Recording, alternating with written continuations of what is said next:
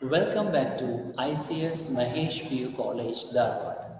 I am Muralidhar Hegde, lecturer in English. Dear friends, let us discuss The Gentleman of the Jungle, written by Jomo Kenyatta. Jomo Kenyatta was an African political leader. He was the first president of Kenya. He was one of the popular nationalist leaders and was the secretary of the Tribal Association. Through that, he made remarkable changes in the lives of the tribal people of Africa. Dear friends, let us glance at the background of the story. In the late 19th century, the European powers who were ruling the African countries divided themselves into many groups. They wanted the superior power over the African people. For that, they gave the reason that African people are not well enough educated to understand the treaties they were signing. As a result, African people lost the traditional rights on the land also. And this story, especially the fable, in the form of the fable, The Gentleman of the Jungle, brings out the mindset, the opinion, and the method of expansion of European people over Africans in the story. So here, the word Kikuyu, which reflects the attitude of the Kikuyu people, is mentioned. Kikuyu is nothing but the ethnical group of Africa, or in other words, a group of people formed to protect the rights, which might be political, economical, and social rights of a religion or a caste. Let us see the story now. Once upon a time, an elephant made friendship with a man. So there was an elephant which made friendship with a man. One day, a heavy thunderstorm broke out. The elephant went to his friend who had a little hut at the edge of the forest and said to him, "My dear good man, will you please let me put my trunk inside your hut to keep it out of this torrential rain?" So the elephant, as that was a torrential rainy day, went to the man and asked him for a help. What was the help? The elephant asked space to keep its trunk inside the hut of the man. The man, seeing what situation his friend was in, replied, "My dear good elephant, my hut is very small, but there is room for your trunk and myself. Please put your trunk in gently."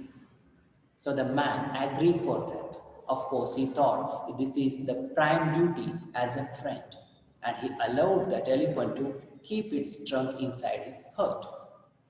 The elephant thanked his friend, saying, "You have done me a good deed, and one day I shall return your kindness." The elephant was happy, expressed its gratitude with the words that one or the other day it will definitely help the man in his need. But what followed? As soon as the elephant put his trunk inside the hut, slowly he pushed his head inside and finally flung the man out in the rain and then lay down comfortably inside the friend's hut, saying, "My dear good friend, your skin is harder than mine, as not enough room for both of us. You can afford to remain in the rain while I am protecting my delicate skin from the hailstorm." What followed? Slowly, when the man allowed the elephant to keep his trunk inside the hut, the elephant did not get satisfied with that help. Slowly, the elephant started moving inside the hut. Slowly, it put its trunk, then head, and followed by the entire whole body inside, and which made the man go outside, or it flung the man out of the hut by telling very special reason that according to the elephant, man's skin is harder than the elephant's. He can afford remaining in the rain. So that it says, my skin means the elephant's skin is delicate than the man. and giving that reason, the elephant comfortably occupied the hut and settled inside. Then what happened? The man, seeing what his friend had done to him, started to grumble. So the man started shouting, screaming, grumbling loudly. The animals in the nearby forest heard the noise and came to see what was the matter. The grumbling of that man made all the animals of the forest gather over there. All stood around listening to the heated argument between the man and his friend. There was an argument, very heated one. So all the animals started looking at them and listening to them. And then what happened? In this turmoil, so the turmoil stands for confusion. The lion came along roaring. The lion was the king of the forest, came roaring. It's an authoritative style of coming into the matter and said in a loud voice, "Don't you all know that I am the king of the jungle? How dare anyone disturb the peace of my kingdom?" It started questioning. I am the king here and I'm very strict. Don't you know? The disturbance in my kingdom will disturb me also. So that questioning that, the lion entered into the sea. Next, on hearing this, the elephant, who was one of the high ministers in the jungle kingdom, replied in a soothing voice and said, kindly notice that the position of that animal, I mean the elephant, who was the minister of that kingdom. So the minister of the kingdom is involving in that issue. And elephant said, "My lord, there is no disturbance of the peace in your kingdom. I have only been having a little discussion with my friend here as to the position of this little hut which your lordship is see me occupying." It says, "Nothing is wrong in this kingdom, my dear Lord. Everything is comfortable, everything is proper and systematic in your kingdom. But only the thing is, there is a small confusion or a small discussion with my friend." The lion, who wanted to have peace and tranquility in his kingdom, replied in a noble voice. Then the lion replied, "Peace and tranquility." So that lion wanted complete peace and calm situation in his kingdom. And the lion replied, "I command my ministers to appoint a commission of inquiry to go thoroughly into this matter and report accordingly." On the spot, the king of the lion ordered for the commission of inquiry. For what purpose? To inquire the matter thoroughly.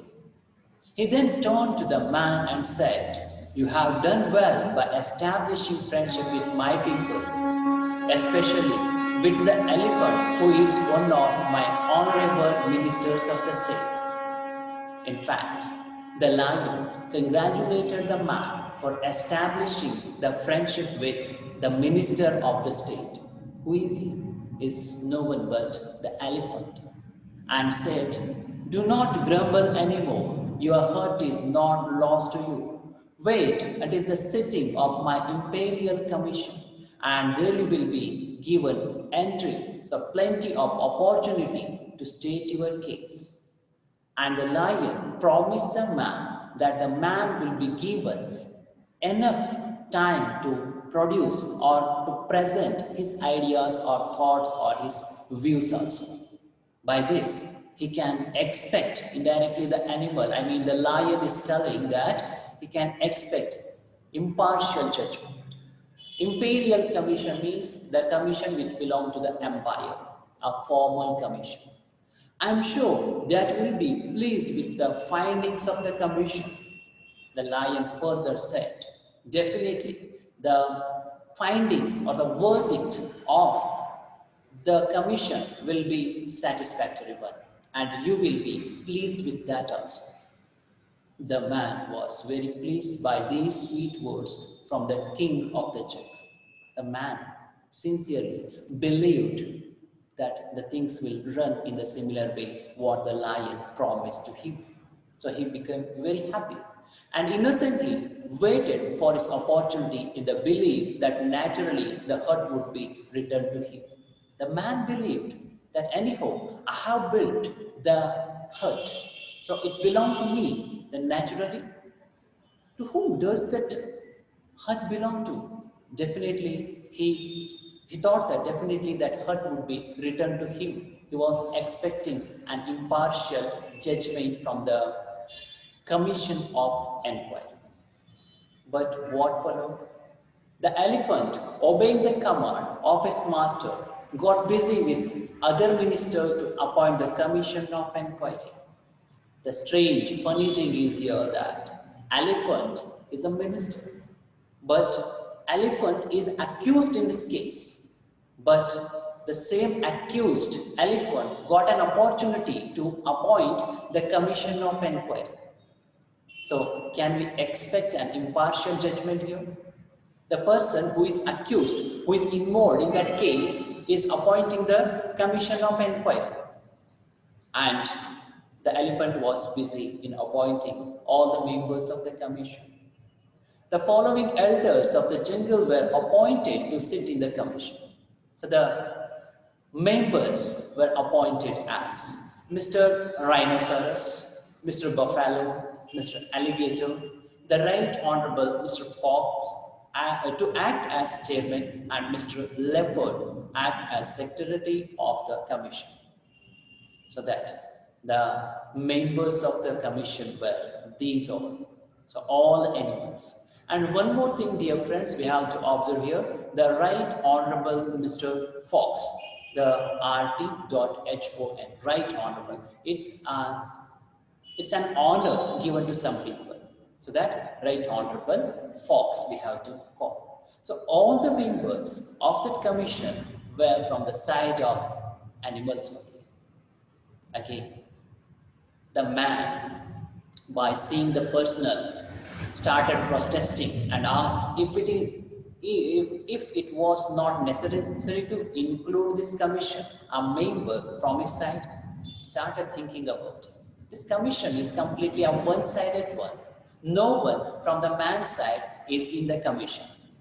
But he was told that it was impossible. But they did not agree for his proposal. They told it is not possible, since no one from his side was well enough educated to understand the intricacy of jungle law. It is said to the man, the reason was that no one from the man's side, it means the human beings are not well educated to understand the intricacy, the laws of the jungle. So that it is not possible to appoint anybody. If we want to appoint somebody to that commission, they should understand the law of the jungle. But human beings, they cannot, it is said. Here, the situation is clearly and directly mentioned to the Europeans' behavior towards the Africans. Further, that there was nothing to fear, for the members of the commission were all men of reputed for their impartiality in justice, and as they were gentlemen chosen by God to look after the interest of raceless adequately endowed with teeth and claws, he might rest assured that they would investigate the matter with the greatest care and report impartially.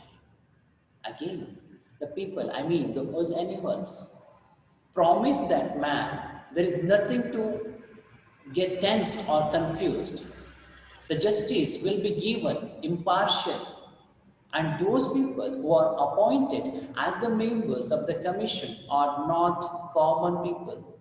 They are appointed by God, and they are well known for the raceless adequately endowed with the teeth and claws, so that he was told that he can rest peacefully in the expectation of the impartial judgment.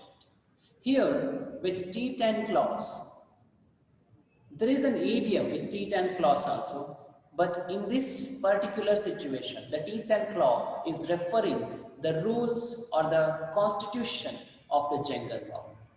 So that it is said to him that he can rest without any confusion.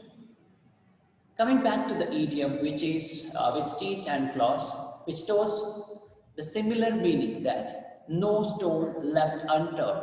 So all possible ways of the judging of the investigation will be done by those people who are adequately accepted by the God himself. So that indirectly, and the conclusion here is man can be kept himself calm and cool by expecting the impartial judgment only. There is nothing to worry for his side, as they all are reputed personals appointed for the commission of inquiry, and they are well known for their impartial judgment. What happened next? The commission sat to take the evidence. So the commission started acting as it was planned. The Right Honorable Mr. Elephant was first called. The first call was to the Right Honorable Elephant. He came along with a superior air, brushing his toes with a sampling which Mr. Elephant has provided, and came in and said in authoritative voice, "Gentlemen of the jungle, there is no need for me to waste your valuable time in relating to a story which I am sure you all know." When the elephant was called, so the elephant came by brushing his teeth. With an authoritative voice, it started declaring its opinion. See, here the style of entering in front of the commission of inquiry. The elephant came by brushing its tusks, which means elephant was not at all serious about the inquiry of the commission. It was very relaxed, does not have any respect for the commission, because the commission was appointed by the elephant himself, and says, "I don't want to waste your valuable time, because all you know what had taken place. So that, sure you all know, I have always regarded it as my duty to protect the interests of my friends. And this appears to have caused misunderstanding between myself and my friend here. He invited me to save his hut from being blown away by a hurricane." Here, the elephant changed the entire scenario, and it assured that elephant was well done or regarded the helping others as its prime duty. "To help, I entered to the hut of the man," the elephant says. Elephant says that man himself invited me, seek my help to protect the hut from blowing away from the hurricane. As the hurricane had gained access owing to the unoccupied space in the hut, I considered it necessary in my friend's own interest to turn the undeveloped space to a more economic use by sitting in it myself. So said. The man invited me. He called me for the help. I went. I thought the hut was unoccupied. As we know, air occupies spaces. If the hut is unoccupied, then of course the hurricane, the wind occupy the hut, and which can easily blown away. So that to protect it on even the own interest of my friend, who is he? He is that man. I entered inside it and sat myself. A duty which any one of you would undoubtedly have performed with equal readiness in similar circumstances. And his further says, of course, you people undoubtedly do the same thing if you were in that situation. So my action is completely related to the welfare or helping to that man only. Then, after hearing the Right Honorable Mr. Elephant's conclusive evidence, the commission called Mr. Hannah and other elders of the jungle, who were all supported what Mr. Elephant had said. They then called the man who began to give his own account of dispute, but the commission cut him short.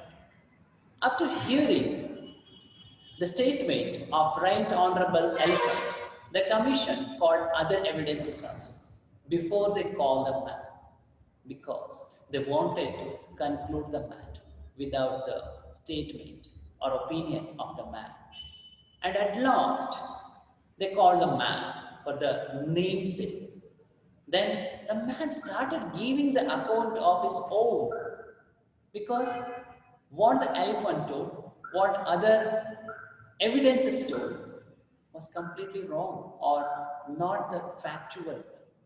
Then he started his own opinion, but the commission was not ready to listen to that man. The commission cut him short, saying, "My good man, please confine yourself to relevant issues. We have already heard the circumstances from various unbiased sources. We wish you to tell whether the undeveloped space in your herd was occupied by anyone else before Mr. Elephant assumed his position." So only one question was asked to the man. "Kindly control yourself." First, he was ordered. Then he was asked only one question.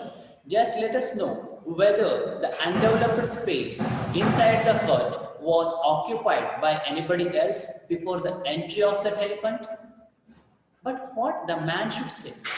Definitely he could say that no, but he started. But at this point, the commission again, they cut him short and declared that they had heard sufficient evidence from both sides and retired to consider the decision. The decision was fixed before only. So that they have retired, means they consider that everything is over in that matter. After enjoying a delicious meal at the expense of the Right Honorable Mr. Elephant, they reached their verdict, called the man, and declared as follows. Say, call the man. Before that, they had a delicious meal, which was provided by the Right Honorable Elephant, was accused, in fact, was the person to be punished. The delicious meal was, of course, that was probably the gift for the commission of inquiry for their verdict, which was in favor of the elephant, completely injustice one. And the declaration, the verdict was, in our opinion, this dispute has arisen through a regrettable misunderstanding due to the backwardness of your ideas. They blame the man only. You are not well enough educated to understand the intricacy of the jungle laws. Now you are backwardness of ideas. We consider that Mr. Elephant has fulfilled his sacred duty of protecting your interests, and the one who is the real criminal or the accused was made a sacred personality through the verdict.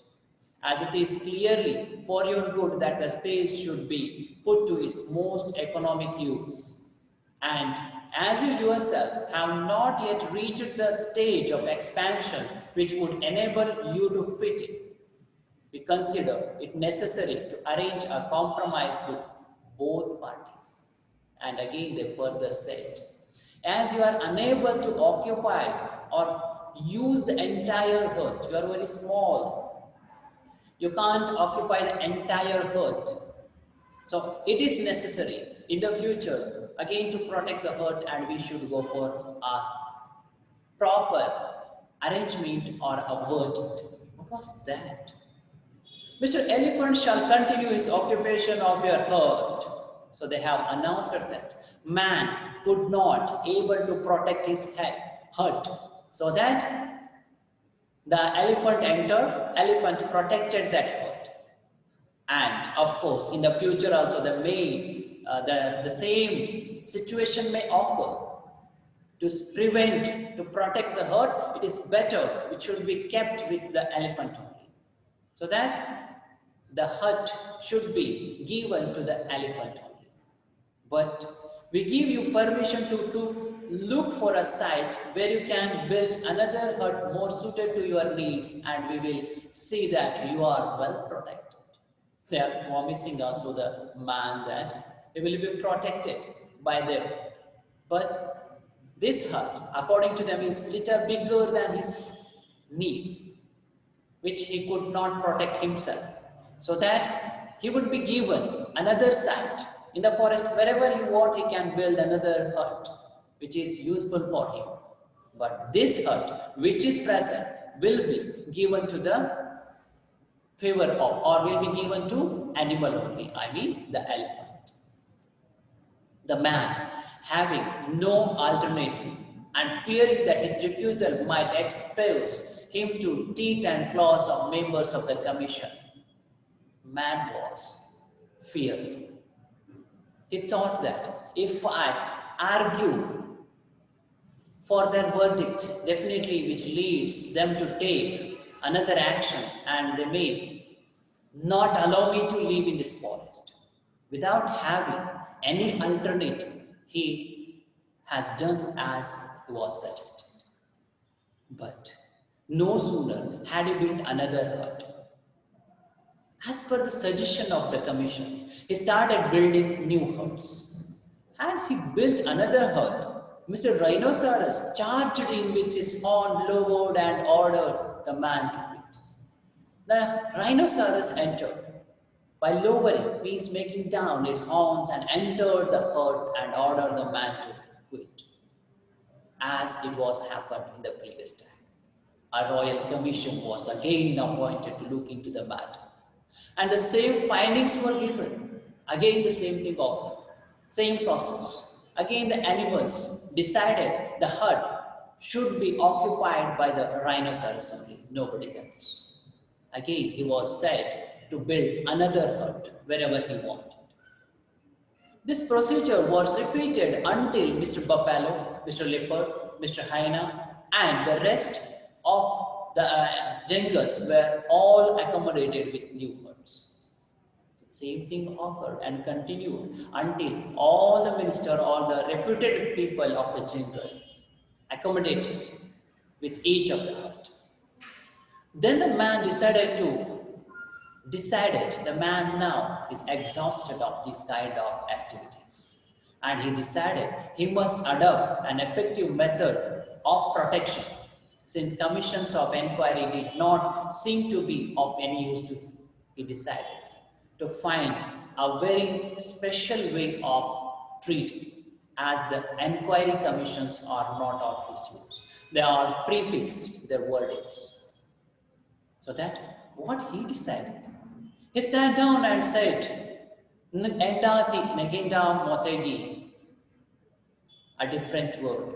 It might be a tribal people's language of African countries, which literally means there is nothing that treads on the earth that cannot be trapped, which means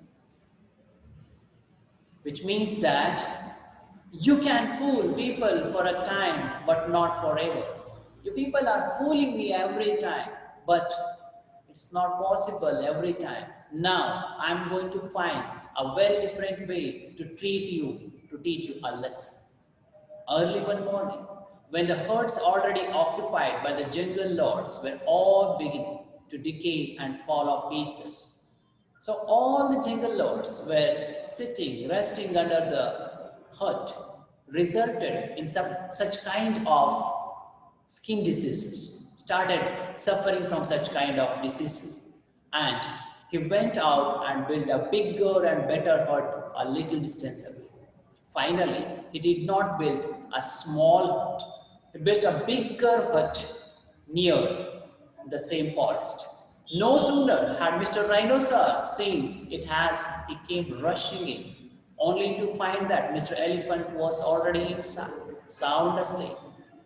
When the rhinoceros noticed that he had built a new hut, rushed very fastly towards that, but surprise of surprises, that elephant was already resting sound asleep inside the hut. Mr. Leopard next came in at the window. Mr. Lion, Mr. Fox and Mr. Buffalo entered the doors, while Mr. Hyena howled for a place in the shade and Mr. Alligator boxed on the roof. So all these animals occupied their comfortable places inside the hut, and the alligator positioned itself or rested itself on the roof also. Presently, they all began disputing about the rights of penetration, and from disputing they came to fight. Now, when he built separate small huts, they were occupying each other and satisfied. This is the biggest one, but they are not satisfied with the position they got. Started fighting each other when they all are busy when fighting each other. What happened? While they were all embroiled together, the man. So they all embroiled, they were busy in the fighting to get the economic space or the comfortable place in the hut. The man thought this is the right time to act. And what he did? The man set the hut on fire and burnt it to the ground.